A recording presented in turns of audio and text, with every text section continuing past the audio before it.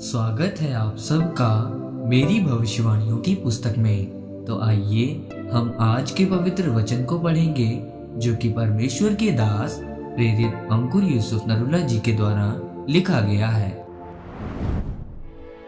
अभिषिक्त होकर पाप न करें, जैसा कि न्यायियों की पुस्तक अध्याय 16 उसकी 20 आयत में लिखा है। तब उसने कहा, हे शिमशोन, फिलिस्ती तेरी घात में है। तब वो चौंक कर सोचने लगा, मैं पहले के समान बाहर जाकर झटकूंगा, पर वो तो नहीं जानता था कि यहोवा उसके पास से चला गया है। मेरे प्रियो, परमेश्वर का चुनना महान है।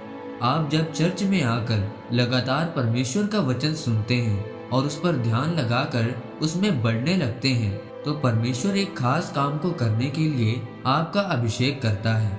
जब आप उस अभिषेक को संभाल कर रखते हैं तो परमेश्वर आपको और ज्यादा आशीषित करता जाता है, क्योंकि अभिषेक को संभालना बहुत जरूरी है।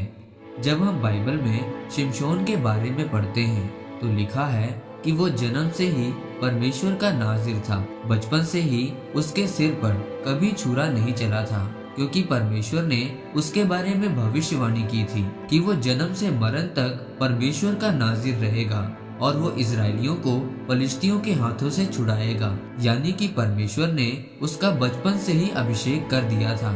बड़ा होकर उसकी शादी हो गई, लेकिन औरत उसकी एक कमजोरी थी।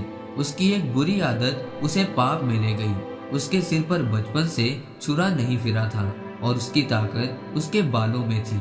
जब वो दलीला नाम की एक औरत के साथ पाप में गिर गया तो उसने उसको अपनी ताकत का राज बता दिया, और जब फिलिस्ती उसे मारने के लिए आए तो वो उनके साथ नहीं लड़ पाया, क्योंकि उसने पाप में गिरकर अपने अभिषेक को खो दिया था।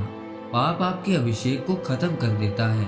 आज बहुत सारे लोग परमेश्वर से अभिषेक को चाहते हैं कि वो भी परमेश्वर के कामों के लिए इस्तेमाल हो सके।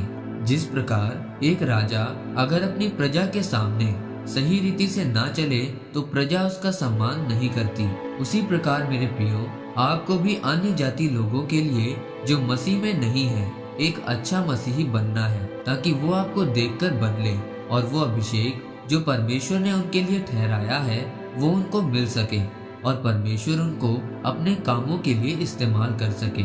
सोचो, अगर एक मसीह व्यक्ति जिसका परमेश्वर ने अभिषेक किया कि तू परमेश्वर के बड़े बड़े कामों को करेगा और वो इस भविष्यवाणी के बाद पाप में चला जाए, तो क्या वो अभिषेक उसकी जिंदगी में रहेगा?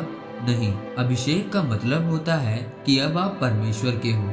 इसीलिए मेरे प्रियो, आप चुने गए हैं। आपका अभिषेक अगर किसी खास काम के लिए हुआ है तो उसके लिए परमेश्वर का धन्यवाद करें और प्रभु के वचन, प्रार्थना, उपवास और सेवा में बढ़कर उस अभिषेक को और बढ़ाएं, ताकि परमेश्वर आपको अपने कामों के लिए और ज्यादा इस्तेमाल करें। आमीन।